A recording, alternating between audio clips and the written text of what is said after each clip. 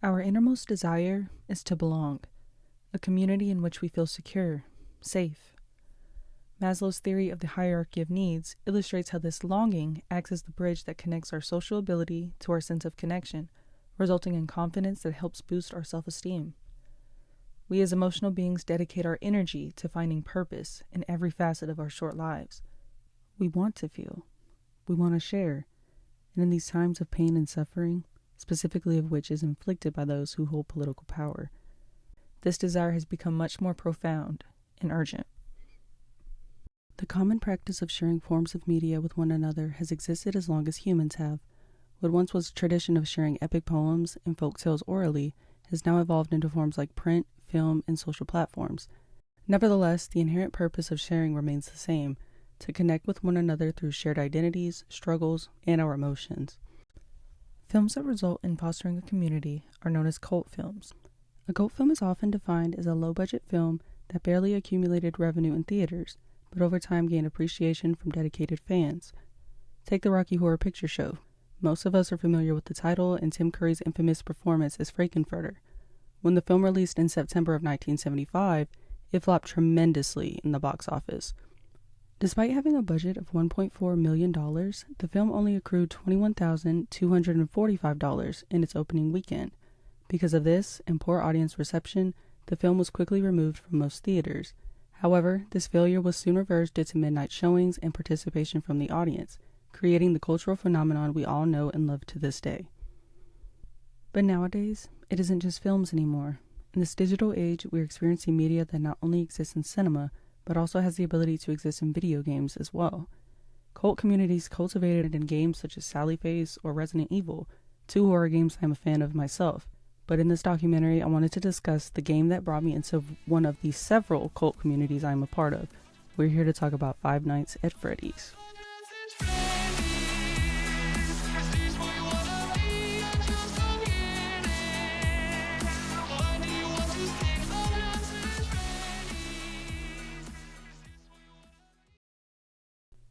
Let me set the scene for you. It's 2014, and YouTube is at the height of its career. Gaming is a huge hit with creators like Markiplier, Jacksepticeye, and wow, this name feels like a relic, PewDiePie. Every young person is running on the high of Happy by Pharrell blasting on the radios, while drinking Starbucks fraps and taking photos with their colorful Polaroid cameras. Media lived in this weird, edgy, in-between space at this point, with shows like MTV's Finding Carter, Awkward, Faking It, you name it. Audiences started appreciating deadpan humor. Sarcasm was the dialogue, and we were obsessed with people who seemed fine, but were falling apart internally. The contradictions are so obvious now. Our aesthetic was soft and pastel, but our worldview? Dark, cynical, exhausted. We joked about the end of the world, but not because we thought it was funny. It made us feel like we had some kind of control. We clung to the bits of hope that we had before we felt the world shift as quickly as it did. Some of us, however, found comfort in the darker side of things. We gravitated towards the horror genre because it, strangely enough, felt the most honest. The world is dark and full of terrors, and it was comforting to know that others felt this too. It was harder for us to ignore the harsh realities and cover it up with a Starbucks secret menu drink. It was difficult having these thoughts in my youth. It seemed that the general public was aware of the world and simply chose to ignore it, to mock it, laugh. A kind of, oh, that can never happen to us type of mindset. But then on August 8th, 2014, came an indie game that didn't laugh or sugarcoat the horrors of the world. Five Nights at Freddy's, created by Scott Cawthon, a game that took something meant to feel joyous and safe, a children's pizzeria, and used it to peel back the layers of comfort to reveal something terrifying underneath. It told us that the things we outgrow do not necessarily leave. Sometimes they follow us throughout the course of our lives, and we are forced to face them. We didn't know it at the time, but this low-budget game would become a major hit in the following years. The premise of the first FNAF game is quite simple. The player has answered a help wanted ad for Freddy Fazbear's Pizzeria. You're just some late 20-something trying to make a little extra money, taking a job that no one else wants. There's something disturbingly relatable about that. Doing exhausting work at odd hours for low pay, because the world doesn't offer many better options. The job description sounds almost too easy. Sit in an office, watch some cameras, make sure nothing is stolen. But the catch is that you are completely alone, under constant threat, and given barely enough resources to survive. For a generation entering adolescence during recession, climate anxiety, and increasingly unstable systems, that didn't feel like fiction. It felt like a metaphor. You're watching security cameras instead of living your life, and the only guidance you get is a guy on the phone telling you not to worry, everything is normal. Hello? Hello? I wanted to record a message for you. I know it can be a bit overwhelming, but I'm here to tell you there's nothing to worry about. You'll do fine. Looking at it now, as a 24-year-old with 8+ years of job experience, this mirrors adulthood. Work, fear, exhaustion, pretending for 8 hours a day that everything is fine. The game takes nostalgia and modifies it to illustrate what happens when innocence is exploited. The pizzeria once filled with the laughter of children, now a crime scene. Their once happy faces, now hiding violence.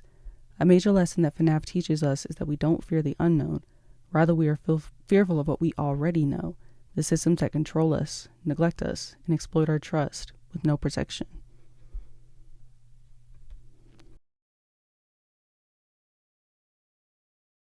What no one expected from Cawthon's game series was a community that formed because of it. I was 13 years old during this time, and the only other people I would talk to about FNAF were my brothers. It was an indie game, and most of my friends didn't watch gaming channels on YouTube. Only them. It's kind of embarrassing admitting that my younger brothers put me on to creators like Berlizzi and Corey Genshin. It's strange how we were kids at the time, unraveling the horror stories that children experience. It made us ask the hard questions that adults didn't want to acknowledge. Why do bad things happen? Who gets forgotten? And who gets blamed? Is there someone to blame? Who gets to walk away or move on? Horror became a bridge, connecting us across distance and giving voice to the things we already suspected about the world. That innocence can be exploited, systems fail, and not everyone gets a fair shot. Fans adored the franchise immensely to the point that they drew art, composed music, built cosplays, etc. We took our helpless feelings and devoted them to creating art that eased our anxieties. The community created references that could only be understood between one another, and it felt inspiring to be a part of something together. And that's essentially how FNAF evolved from a simple indie horror game into a cult phenomenon. Not through marketing, merchandise, or box office revenue, but because the fans lived inside of its world. We theorized, debated, and created together. Horror became a language, and our shared fears became a way to connect. For nearly a decade since the first game's release, Five Nights at Freddy's had only existed in corners of the internet. Then, in 2023, the franchise leapt into mainstream visibility with its first feature film, starring Josh Hutcherson and the horror legend himself, Matthew Lillard. I'll be right back! I always come back! Suddenly, the world outside our fandom knew the name Freddy Fazbear. The animatronics were no longer just inside our screens or fan art. They were on the big screen, marketed to audiences who might have never touched the original games. However, the overall reaction to the film was complicated. True fans recognizing the deeper meanings and cameos, and mainstream audiences only seeing the surface-level horror.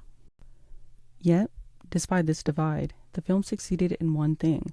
It exposed the franchise's unique power. FNAF can now function both as mainstream entertainment and a cult community. In that sense, FNAF redefined what a cult community looks like in a digital age. It wasn't just about obscure knowledge or midnight screenings anymore. It was about participation, creativity, and shared obsession. Whether you were a veteran fan or a curious newcomer, the franchise had grown beyond a game. It had become a growing network of people who found meaning and belonging in its darkness.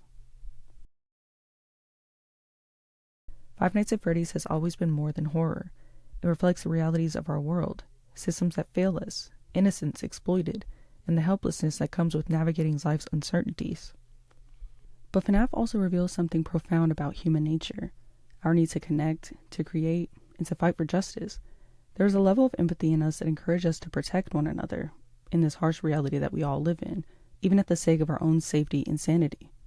To understand one another's story and fight the injustice we face so often, I want to include this meaningful quote from FNAF 6 that I think captures the essence of FNAF's overall message.